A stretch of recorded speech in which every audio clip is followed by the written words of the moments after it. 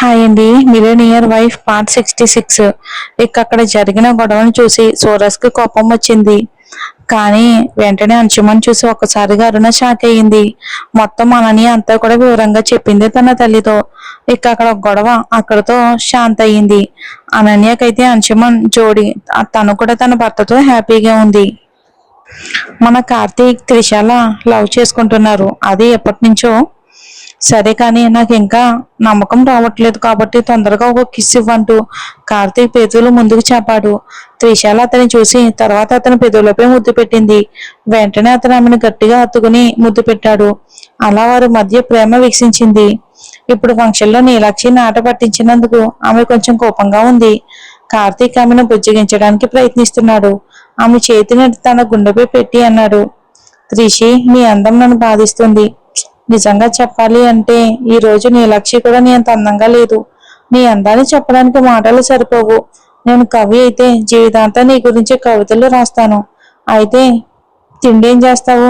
ఒక గొంతు వచ్చింది వెనక నుండి. అవును, భిక్షాటన చేస్తాం. ఇంకొక గొంతు. వెనక్కి తిరిగి చూసేసరికి అక్కడ సూరజ్, నీలాక్షి, అరవింద్, మేఘన నిలబడి ఉన్నారు. నీలా విన్నావా? కార్తీక్ కవి గారు ఏమన్నారో? నువ్వు అందంగా లేవని. అక్కడ ఉన్న మేడం అందంగా ఉన్నారని.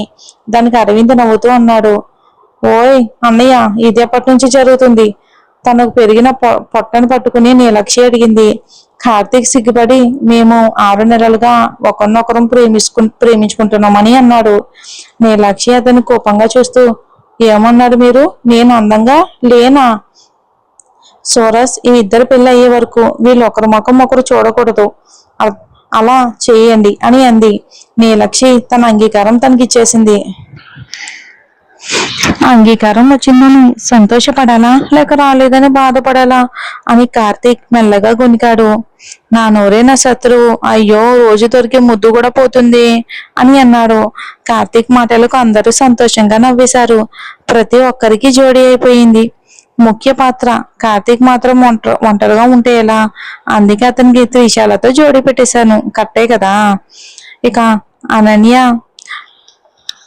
అభిజిత్ కు భోజనం పెట్టి అతన్ని మెల్లగా తట్టి నిద్రపుచ్చుతుంది. కానీ ఆమె కళ్ళ చూపు మాత్రం ప్రతి క్షణం తలుపు వైపుకే నిలిచిపోయింది. కొద్దిసేపటి తర్వాత ఆమె ఆశించినట్లే అంశుమన్ గదిలోకి వచ్చాడు. అతని ముఖం వాడిపోయినట్లు బాధతో నిండిపోయింది. అతను నిద్రపోతున్న చిన్నారి దగ్గరకు వెళ్లి అతని తలపై చేతిని ఉంచి చిన్నగా చెంపలను ముద్దాడుతూ ప్రేమగా చూసుకున్నాడు. ఆ తర్వాత అనన్య వైపుకు కూడా చూడకుండా సోఫాలో పడుకున్నాడు. అనన్య అతని మానసిక స్థితిని అర్థం చేసుకుంది కాబట్టి ఏమీ మాట్లాడలేదు.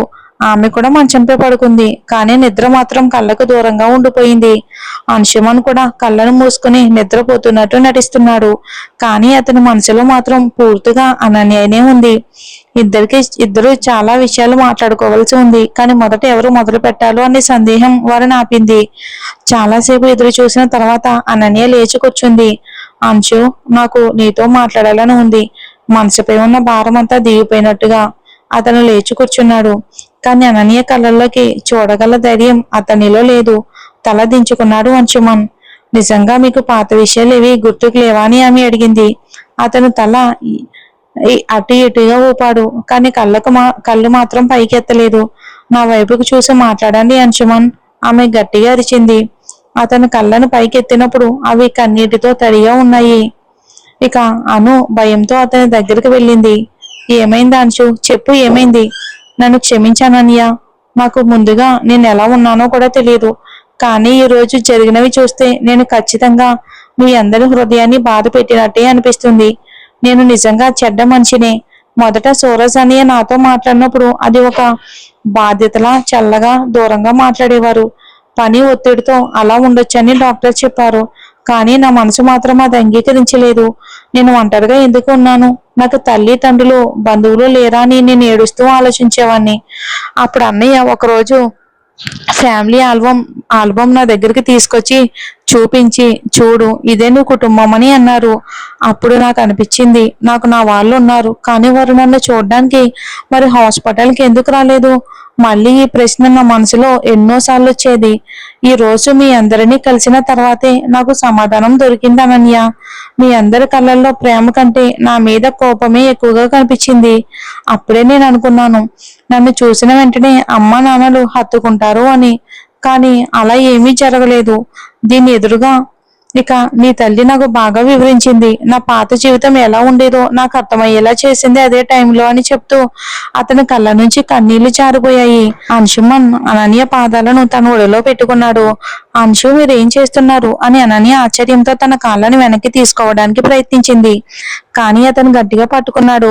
ఆమె పాదాలపై తన ముఖాన్ని దాచుకుని కన్నీళ్లతో తన పాపాలను కడిగేస్తున్నట్టుగా ఏడ్చాడు. ఇతనికి అసలు నిజం తెలియదు. ఆయన ఇంత బాధపడుతున్నాడు. ఒకవేళ ఇతనికి పూర్తిగా గతం గుర్తొస్తే ఇతని పరిస్థితి ఏమవుతుంది? తను తట్టుకోలేక పూర్తిగా కూలిపోతాడు. దేవుడా, ఈ జన్మలో ఇతనికి పాత జ్ఞాపకాలు తిరిగి రాకుండా చూడండి అని అనన్య మనసులో దేవుణ్ణి ప్రార్థించింది. తర్వాత అతని పాదాలను మెల్లగా విడిపించుకుంది. అంశు, మీరు ఏ తప్పు చేయలేదు, అందుకే మీరు బాధపడాల్సిన అవసరం లేదు. మా అమ్మ నాన్నకి కొంచెం బాధ ఉంది అంతే. కానీ సూరజ్ అన్నయ్య ఇక చాలా ప్రేమిస్తారు మిమ్మల్ని. మీరు ఏంటి ముద్దు బిడ్డే అని చెప్పింది. కానీ అంశుమానికి అర్థమైంది ఆమె తనను ఓరడించడానికి మాత్రమే అలా చెప్తుందని. అంశు, నాకు ఒక సందేహం ఉంది. అతను ప్రశ్నార్థకంగా చూశాడు. అప్పుడు అనన్య అడిగింది, మీకు ఏమీ గుర్తుకు లేకపోయినా మీరు నా దగ్గరకు వచ్చినప్పుడు ఆ చూపు, ఆ స్పర్శ ఇవన్నీ ఎలా? అతను కొద్దిగా నవ్వాడు. అన్నయ్య నాకు చెప్పారు నువ్వు నా భార్యవని, నా ప్రేమవని. ఫోటోలు కూడా చూపించారు. మొదట నేను నమ్మలేదు, కానీ ఇక ఆ మాట ఊహించుకున్నప్పుడల్లా నా గుండెల్లో ఏదో తెలియని భావన వచ్చేది. గుండె వేగంగా కొట్టుకునేది. నా మనసులో సీతాకోక చిలుకలు ఎగిరినట్టుగా అనిపించేది. ఒక ఫోటో చూశాడు. అందులో అనన్య గులాబీ రంగు చీరలో సిగ్గుతో చిరునవ్వు చిందిస్తుంది. ఈ ఫోటో ఎప్పుడూ నా దగ్గరే ఉంటుంది. దీన్ని చూస్తే నిన్ను చూసినట్టే అనిపిస్తుంది. కొన్నిసార్లు ముద్దు కూడా పెడతాను అని చెప్తూ అతను ఫోటోను ముద్దు పెట్టుకున్నాడు. అది చూసి అనన్య సిగ్గుతో తలదించుకుంది. ఇన్ని రోజులు అన్నీ మర్చిపోయినా ఈ ఫోటోనే నన్ను బతికించింది. నీ కోసం మాత్రమే నిన్ను చూడాలనే ఆశతోనే నేను మళ్ళీ నడవడానికి ప్రయత్నించాను. ప్రమాదంలో నా కాలు విరిగింది. 1 నెల పాటు నడవలేకపోయాను. ఆ సమయంలో నా అవసరాల కోసం కూడా ఎవరి సహాయం తీసుకోలేదు. అతని మాటల్లోని బాధ అనన్యకు క్లియర్ గా తెలిసింది. అంశు, దయచేసి ఇప్పుడు గతాన్ని మర్చిపోండి. ఇక ముందు వచ్చే రోజులు ఆనందంగా జీవిద్దామని ఆమె చెప్పింది. అతను సరేనని తలూపాడు. తర్వాత తన బ్యాగ్ లో నుంచి ఒక చిన్న బాక్స్ తీసి ఆమెకి ఇచ్చాడు. ఇదేంటి? నీకోసం నేను కొనుక్కున్నది. అంటే మీ అమ్మలా నేను పెద్ద ఖరీదైన బహుమతులు ఇవ్వలేను, కానీ నా కష్టంతో సాధ్యమైనంత వరకు నీ కోసం చేస్తాను. ఇంకా ముఖ్యంగా నిన్ను అభిని ఎప్పుడు ఏ లోటు లేకుండా బాగా చూసుకుంటాను. సమయం గడిచిపోతుంది. ఆ గదిలో ఉన్న గాఢమైన భావోద్వేగాలు మెల్లగా ప్రశాంతంగా మారాయి. ఇక నీలక్షి అలసటతో అతని గుండెపై తలవాల్చుకుంది. సూరజ్ ఆమెను జాగ్రత్తగా తన చేతుల్లోకి తీసుకుని ఒక చిన్న నవ్వుతో ఆమె జుట్టును సరిచేశాడు. ఇప్పటికైనా కోపం తగ్గిందా అని అతను మృదువుగా అడిగాడు. నీలక్షి కన్నీళ్లతో కూడిన చిరునవ్వు ఇచ్చింది. ఇంకా పూర్తిగా కాదు, కానీ ఇప్పుడు నీ దగ్గర ఉండాలనిపిస్తుంది. అతను ఆమెను మరింత దగ్గరికి తీసుకుని ఇలా అన్నాడు. అప్పుడు మన మధ్య దూరాలు ఉండవు. గతం ఏదైనా సరే, ఇప్పుడు మనం కలిసి కొత్త జీవితం మొదలు పెడతాం. ఆ గదిలో మిగిలింది కోపం కాదు, బాధ కాదు, ఒకరినొకరు అర్థం చేసుకునే ప్రేమ మాత్రమే. నీలక్షి కళ్ళు మూసుకుంది.